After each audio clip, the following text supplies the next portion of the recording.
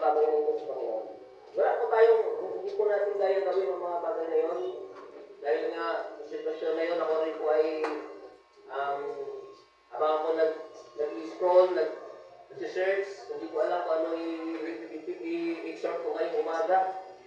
Pero sabi nga, sabi ng prophet, i-nail down po natin ang ating mampanikluhod po tayo sa Panginoon sa mga bagay na yun.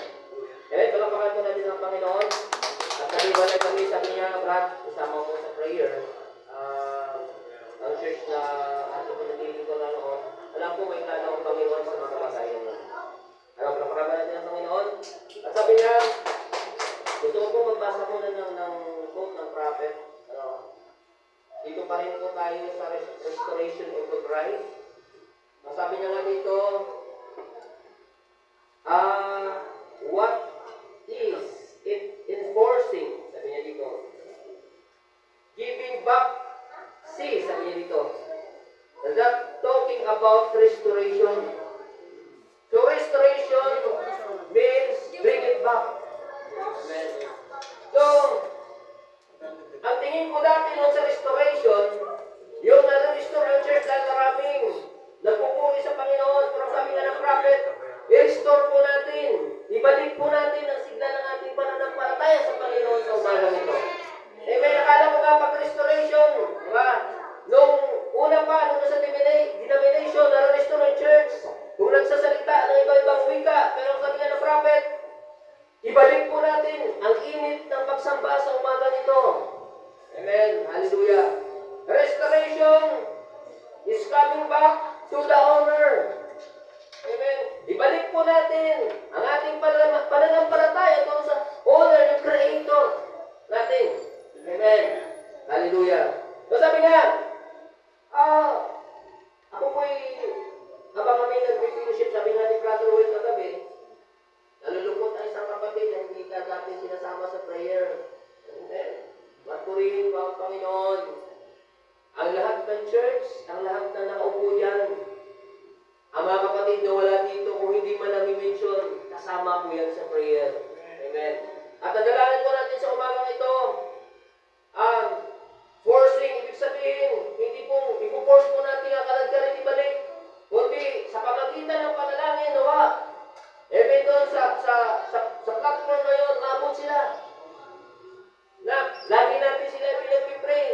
Hindi lang dito sa likod ng pulpito, even sa ating sariling pananalangin. Kasama po sila sa prayer. Amen, Brother Pin. Sabi ko nga, purihin pa ang Panginoon. Sabi ng prophet ko dito, sabi niya, sabi niya, the scripture says that Jesus, whosoever, amen, gather in my name, and if they agree, ibig sabihin, kung nagtitipon po tayo at nagkakasundo po tayo sa ating pananalangin, sabi niya, I will, sabi niya dito, they're in the needs. Ibig sabihin, kung nagtitipon po tayo sa umagang ito, huwag po tayong malimot. Nasa ngayon, hindi po natin ang ating nakasama ng ating mga kapatid. Amen. At alam ko, at perfect time, muli silang hatakin ng Panginoon at ibalik ang sigla ng kanilang pananampalataya. Amen. Marahil siguro mayroong obstruction, distraction sa buhay po nila. Pero sabi nga ng Panginoon, sabi niya dito, ipag-pray po natin sila. And if we agree, touching one and certain in asset, sabi niya dito, so, kailangan, hilingin po natin sa Panginoon ang mga bagay na yun. Amen? At kung sa palagay mo, ang iyong kapatid na hindi mo nakakasama, yung pamilya, hindi mo makasama na mahabang panahon. Diba? Hilingin po natin sa umaga. Sa umaga nito. Diba? Huwag po tayong bagsawang hingin ang ating mga kapatid hindi natin makakasama sa ating pananampalataya. Amen? Sabi niya dito, amen. Hallelujah.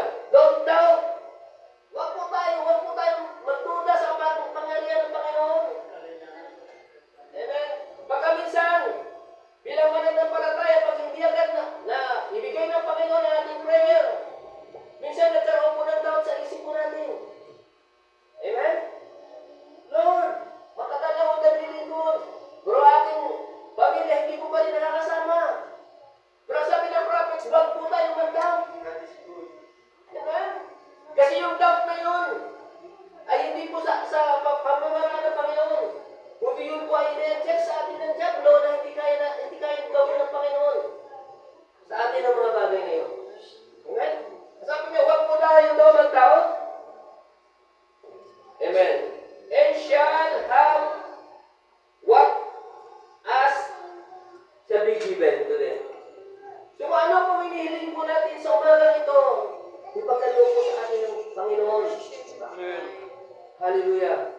Kung medyo ang isip po natin sa umagang ito magulo, tingin po natin na magkaroon po nila ng peace of mind. Hallelujah. Alam mo, bago kami wala ulitin ko, medyo mabigat.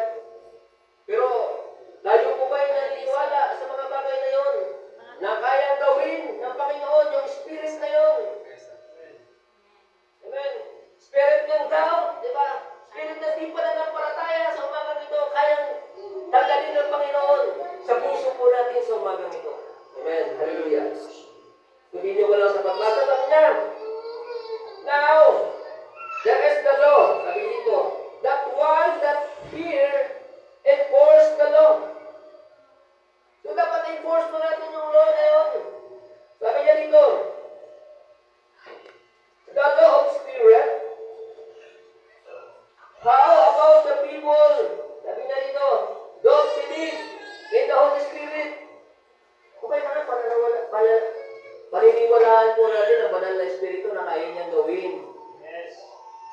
Ang mga imposibleng bagay sa buhay po natin, kaya gawin ng banal na Espiritu.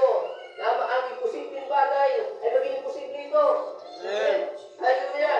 Sabi niya dito, who reject him, sabi niya dito, see, sabi niya dito, dapat na po natin i-reject ang banal na Espiritu. Amen. Magpatianon po tayo kung ano ang hinahayag sa atin ng banal na Espiritu sa umaga nito. Kadalasan kasi nire-reject po natin, di ba? Amen. Ika nga sabi nga may ibig ang Espiritu pero yung laman ay ayaw. Amen. Pero kung ang banal na Espiritu ay nasa puso po natin, walang magagawa ang laman kundi sumunod ito. Amen. Hallelujah. So kadalasan, kaya po tayo hindi makapatuloy sa paglilingkod sa Panginoon dahil mayroong dalawang espiritu na lumalaban sa puso ng tao. Amen?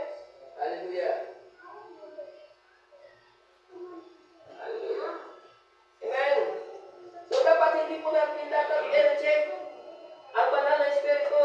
Sabi niya dito, you're rejecting your own peace. Amen. Kung nire-reject na natin yung banal na espiritu, yung ating kapayapaan ay nire-reject po natin yun. Kaya kung magugulo ang isip po natin, pag nire-reject po natin ang banal na espiritu, sabi po ng prophet yun. Amen. Kaya sabi nga kanina, hallelujah, isa o dalawa na nagkakatipon, ay nandoon po nandoon po siya sa kalagitnaan po natin. Kaya sabi nga, doon sa Hebreo, sabi niya dito, ito po ay mga verses na pinaka-parasak na rin. Pero gusto ng Panginoon na i-remind po tayo. Amen, sabi nga, sa Hebreo 10:25, sabi niya dito, let us not, sabi niya dito, neglect our meeting together. Ito po sa NIV ko, yung NIV translation. Diba? Some people, sabi niya dito, but encourage them, sabi niya dito, one another, especially sabi niya dito, now that sabi niya dito, draw near, sabi niya, malapit na pabalik niya. Amen. Hallelujah. Huwag po natin babayaan ang pagkakatipon. Lalo na malapit na kanya babalik. Amen. Hallelujah. So ito po yung sa umagang ito po yung himutik ng Panginoon sa umagang ito. Sabi niya, huwag natin pababayaan ang pagkakatipon.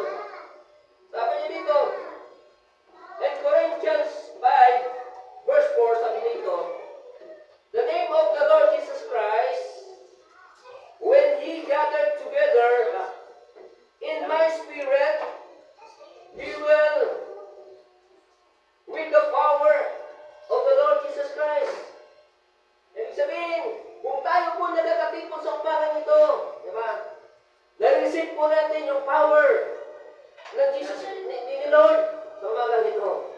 Palakpakan po natin ang Panginoon. Kaya kadalasan, ginajustify po natin. Hindi naman ako tumawag sa Panginoon, anong trabaho ako. Pero ang sabi niya, huwag po natin pamabayaan ng pagkakatipon. Amen, hallelujah. Ito pa yung reminder po sa atin ng Panginoon sa umagang ito. Sabi niya dito sa 5, sabi niya dito, to deliver, sabi niya, and one Satan for destruction. Para po tayo deliver, para po tayo hindi madadala. Amen. Ng destruction ng away. Amen. So kadalasan, nadadala po tayo. Amen. Dahil hindi po tayo nagpapatianod sa kalooban ng Panginoon sa buhay natin. Nilalabanan po natin ang banal na Espiritu dito sa loob po natin. Amen. Ang sabi nga ng prophet, sabi niya, huwag natin, sabi niya, i-reject ang banal na Espiritu. Amen. Para hindi po tayo, sabi niya, hindi po tayo magkaroon ng isipin. Amen. Hallelujah. Dapat hindi po natin i-reject ang banal na Espiritu. Amen. So yung pinaramis mo sa Panginoon, ay kayo maglingkod. Kailangan magpatianod po tayo sa umagang ito. Hallelujah. Sabi niya dito sa Mateo, sabi niya dito, next year pa akong Victor, at uulitin ko sama po natin ang church ni Pastor Leo sa umagang ito sa Amen. Medyo mabigat, pero alam ko, kalooban ng Panginoon, overcome yung mga bagay na yun. Amen niya. Alam pa rin natin ang Panginoon. Sabi niya sa Mateo, sabi niya hingit 7 hanggang sa iba pang verse, sabi niya dito. Mateo 7, sabi niya dito, ask, and shall be given to you. Seek, it shall find, and knock, it shall be open. Tingin po natin sa Panginoon. Alam ng Panginoon sa umaga nito ang naman ng puso mo. Marahil matagal mo nang hinihingi sa Panginoon, ulitin ko, na yung pamilya po natin, hindi po natin nadala sa paglilingkod sa Panginoon. Amen. Hindi po yung tamang time. Amen. Marahil siguro meron po tayong pagkukulang sa Panginoon. Amen. Na hindi po tayo seryoso pa maglingkod sa Panginoon. Pero sabi ng Panginoon nga, hingin po natin ang mga bagay na yon. At alam po natin na ito'y pagkaloob po sa ating mga bagay na yun. Amen. Hallelujah. Sabi niya, for everyone that asks, receive it. So, sino man o humihingi ay matatanggap na ito. Ang tanong, maningin po natin sa Panginoon. Hingin po natin sa Panginoon. Huwag mo tayong magsawang hingin sa Panginoon ng mga bagay na yun. Alam mo, may personal prayer po tayo. Ako hingin ko sa Panginoon na yung pag-uupa po natin dito ay pansamantala na. Siguro bakit hindi pa pinagpapaloob ng Panginoon? Dahil hindi po tayo fully mature. Amen? Yung pagtawag sa Panginoon marahil hindi pa natin nagagampanan. Amen? At isama po natin sa prayer na one of these days, kasama, lalo na this summer, samahan po natin si Bali Apil para mag-evangelize sa lugar. Tarapahan po natin ang Panginoon. Tingin po natin sa Panginoon sa umagang ito. Na-share natin ang Word of God sa lugar na ito. Amen? Tarapahan po natin ang Panginoon. Amen? Kasi yun po yung Great Commission po natin. May focus po ang church kung nandito para spread out ang salita sa lugar na ito. Amen. So, hilingin po natin sa Panginoon. Sabi niya dito, sabi niya dito, for everyone that asks, receive it. Ibig sabihin, past tense dito, natanggap na nga natin. Amen. Sa mga teacher, natanggap na natin. Hallelujah. And he that was asked, findeth, and him knocketh shall open. Sa umaga nito, mga kapatid, lalo-lalo na sa ating